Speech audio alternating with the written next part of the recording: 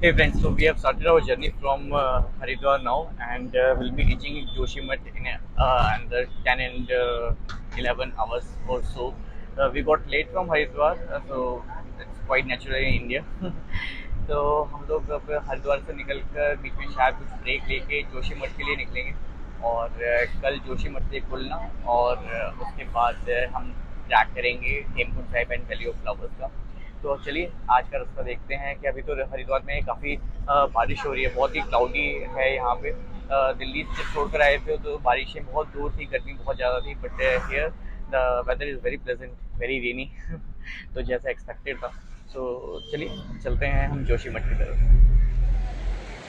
Hi friends, so this is our first stop at Rishikesh for our breakfast. हम लोग ऋषिकेश से निकले और पहुँचे हैं इस स्पॉट पे। तो यहाँ पे हमने एक अपना स्मॉल ब्रेकफास्ट किया। I took lassi, Maggi and cup of tea, but the views from this place is absolutely phenomenal, बहुत सुंदर है। मेरे पीछे देखिए कि गंगा किस तरह से दिखाई दे रही है। So it's full of monsoon season. पूरा अपने दिल्ली तरस रही है जिस बारिश को, वो यहाँ पे भरपूर मिल रही है।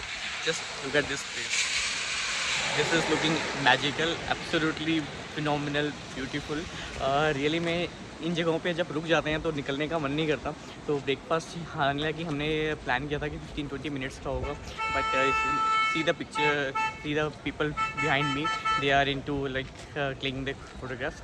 तो यहाँ से मूव करते हैं क्योंकि जोशीमठ का रास्ता यहाँ से काफ़ी लंबा है, हमें 10 से 11 घंटे लग सकते हैं। तो चलिए चलते हैं अपने रास्ते पे। ये तो सिर्फ ब्रेकफास्ट की छोटी सी ब्रेक है और जो व्यूज़ मिलेंगे पूरे रास्ते में बहुत ही कमाल से मिलेंगे। हेलो दोस्तों, तो मेरे पीछे का व्यू देखिए क्या शानदार दिखाई दे रहा है आपको। तो हम लोग पहुँच गए हैं देव प्रयाग में और मेरे पीछे आप संगम देख सकते हैं। क्या इतना सुंदर व्यू नज़र आ, पूरा रास्ता ही बहुत सुंदर था और हर जगह ऐसा लग रहा था कि हम फ़ोटोग्राफ खींच लें। बड़ा रिक्वेस्ट करी भैया से कहीं रोक दो, तो भैया ने कहा नहीं, जो स्पॉट बनाया भैया वहीं पे रोकेंगे। फ्रेंड्स, हम लोग हैं इस समय में देव प्रयाग में और मेरे पीछे आप संगम देख सकते हैं अलकनंदा और भगीरथी रिवर्स का, और पूरा जो शहर बसा हुआ है देव प्रयाग का कितना ब्यूटीफुल है। देखिए किस संगम पे इतना सुंदर यहाँ पे एक शहर बसा हुआ है जो देखने में इतना मनोरम दिखाई दे रहा है। अपने आप में इसको स्वर्ग भी कहें तो अतिशयोक्ति नहीं होगी। बहुत ही ब्यूटीफुल, बहुत सुंदर। देखिए पीछे क्या बादलों का खेला हो रहा है। पूरा रास्ता ही बहुत सुंदर था। इनफैक्ट जब से हमने ऋषिकेश से चढ़ाई शुरू करी है देवप्रयाग तक, तो बहुत ही ब्यूटीफुल व्यू आ रहे थे देखने में और हर बार मन कर रहा था कि हम कहीं पे रुकें और फ़ोटोग्राफ खिंचवाएं। सो अल्टीमेटली जो हमारे ड्राइवर भैया हैं उनको पता है कि हम बार बार रुकेंगे तो हम जोशीमठ बहुत लेट हो जाएंगे पहुंचने में, क्योंकि इस still around 180 kilometres away from this place.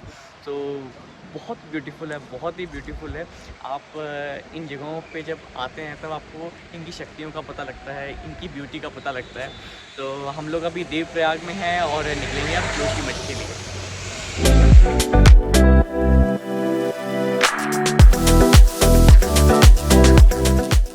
Hi friends, सो इतने ब्यूटीफुल रास्ते पे हम लोग रुके हुए हैं, लेकिन रुके क्यों हैं? क्योंकि लैंडस्लाइड की वजह से रास्ते बंद हो गए हैं। दो रास्ते थे, एक ऊपर जाने वाला, एक नीचे जाने वाला। ऊपर जाने वाला बड़ी गाड़ियों के लिए बंद कर दिया गया क्योंकि वो थोड़ा कच्चा रास्ता है। बड़ी गाड़ियाँ निकल जाती हैं, छोटी गाड़ियाँ फंस जाती हैं, लेकिन बड़ी गाड़ियों की वजह से ट्रैफिक जैम हो जाता है, इसलिए बड़े रास्ते से उन्होंने जाने नहीं दिया, मतलब ऊपर वाले रास्ते से जाने नहीं दिया। और जो नीचे वाला रास्ता है, आप मेरे पीछे देखिए क्या लाइनें लगी हुई हैं यहाँ पे।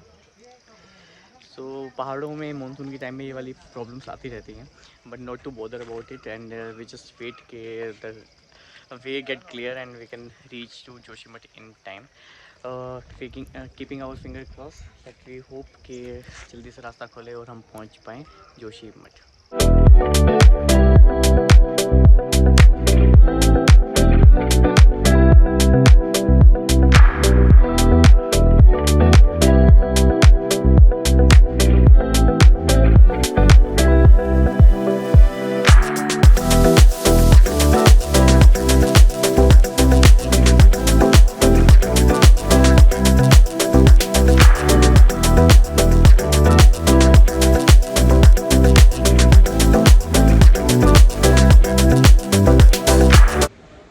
माँ धारा देवी ने आज ऐसा सुअवसर बनाया, ऐसा लगता है कि माता रानी ने खुद दर्शन देने के लिए यहाँ पे बुलाया हो, क्योंकि जो भूस्खलन हुआ और हमारी गाड़ी यहाँ पर रुकी तो मुझे पता नहीं था कि इतना भव्य, इतना सुंदर, इतना शक्ति वाला मंदिर यहाँ पर स्थित होगा। सो फ्रेंड्स, एक जो मंदिर है बिल्कुल माँ गंगा की जो नदी है इसके बिल्कुल बीच में स्थित है।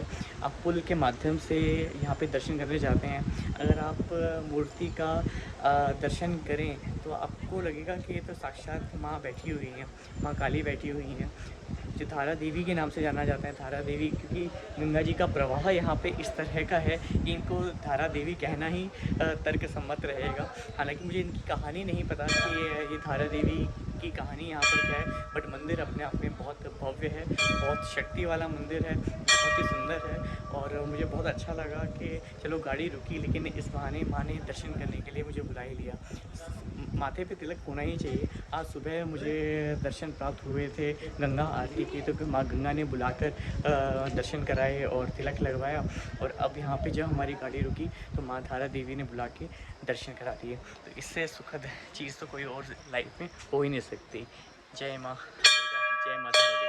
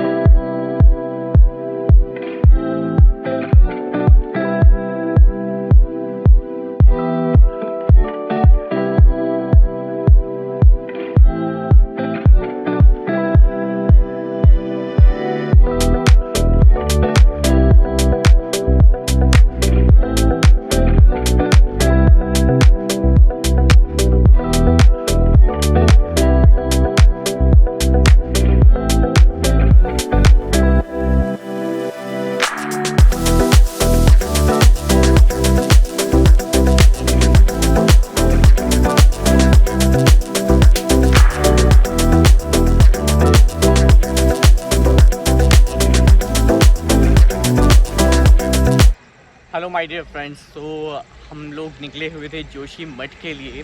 आप देखिए कि हम 6:45 बजे हरिद्वार रेलवे स्टेशन से निकले थे। जो हमारा टेम्पो ट्रैवलर था उसके बाद वो ऋषिकेश पहुंचा, ऋषिकेश से देवप्रयाग, और उसके बाद हमें मिल गया बहुत लंबा ट्रैफिक जैम, क्योंकि कुछ जगह पे बहुत ही ज़्यादा लैंडस्लाइड्स हुई थी, क्योंकि बारिश बहुत हुई है यहाँ पे, तो उसकी वजह से बहुत ज़्यादा ट्रैफिक जाम था। तो हमारी गाड़ी करीबन 4 से 5 घंटे एक ही जगह पे स्टक रही। फॉर्चुनेटली हमें धारा देवी जी का मंदिर था जो हमने वहाँ पे दर्शन कर लिए, लेकिन fortunately by the grace of God शायद माता रानी की कृपा रही और रास्ता खुला और हम लोग दोबारा अपने रास्ते से निकल चुके हैं जोशी मठ के लिए। तो जिस जगह पे हमें पहुंचना था 6-6:15 बजे, अब हम वहां पर पहुंचेंगे करीबन 9:30 बजे, which is not that bad. सबसे ज़्यादा ख़राब तो ये होता कि हम वहीं पे स्टक रह जाते, रास्ता ना खुलता। सो ऐसा नहीं हुआ। देखिए मेरे पीछे कितना ब्यूटीफुल व्यू है ना। सो इस तरह के नज़ारे आपको इस पूरे रास्ते पे मिलेंगे। और यहाँ पे हमने छोटा सा ब्रेक लिया है, हमने एक चाय पी, चाउमीन खाई, और अब हम दोबारा निकल रहे हैं जोशी मठ के लिए। So the place where we are right now is Tilni, और तिलनी से हमने रिफ्रेशमेंट ब्रेक लिया है और अब हम लोग निकलेंगे यहाँ से जोशी मठ के लिए।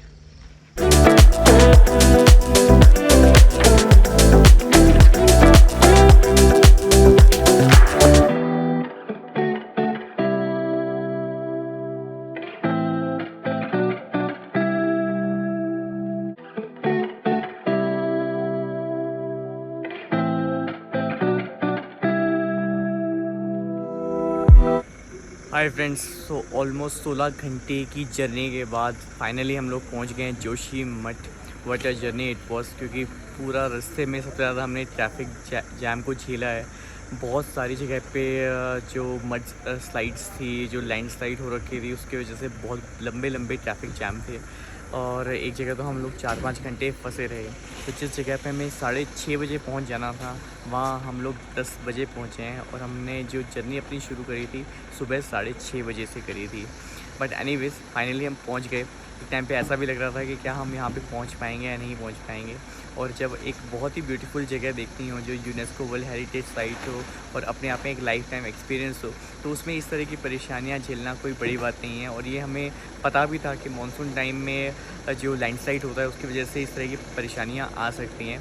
तो फाइनली हम लोग जोशीमठ पहुँच गए हैं और कल हम अपना ट्रैक शुरू करते हैं वैली ऑफ फ्लावर्स की तरफ। हाय फ्रेंड्स, फाइनली मैं अपने रूम के अंदर हूँ। और कभी कभी सोलो ट्रैवल करने का कितना फ़ायदा होता है कि जितने भी लोग आए हुए थे या तो वो कपल्स थे या वो ग्रुप में थे। जैसे एक ग्रुप है जो 3 सिस्टर्स का है। सो इससे हुआ क्या कि 3 वालों को अपना रूम मिल गया। जो लोग बाकी सभी लोग कपल्स थे उन सबको रूम मिल गया। और जब मैं आ रहा था ना इस ट्रिप के लिए, सबसे मुझे कंसर्न ये हो रहा था क्योंकि उसमें लिखा था पैकेज में कि जो रूम होगा वो डबल शेयरिंग होगा या ट्रिपल शेयरिंग भी हो सकता है। एंड एट दैट टाइम सबसे ज़्यादा कंसर्न था चार्जिंग पॉइंट्स का, क्योंकि रिमोट एरियाज़ में इलेक्ट्रिसिटी पॉइंट्स कम होते हैं। तो थोड़ा सा मुझे लग रहा था कि यार शेयरिंग कैसे होगी, किस तरह का कुछ होगा। बट लुक एट इट, इस माता रानी की कृपा कह सकते हैं कि क्या ध्यान रखते हैं वो हमारा। और मुझे एक इंडिपेंडेंट अकेला रूम मिल गया है। So I am the king of this room. और बहुत अप्रोप्रिएट रूम है मेरे सिंगल नाइट स्टे के लिए। एक बेड है, 2 चेयर्स हैं, टेबल है, my bag, these are 2 chairs, tables, and this is bed।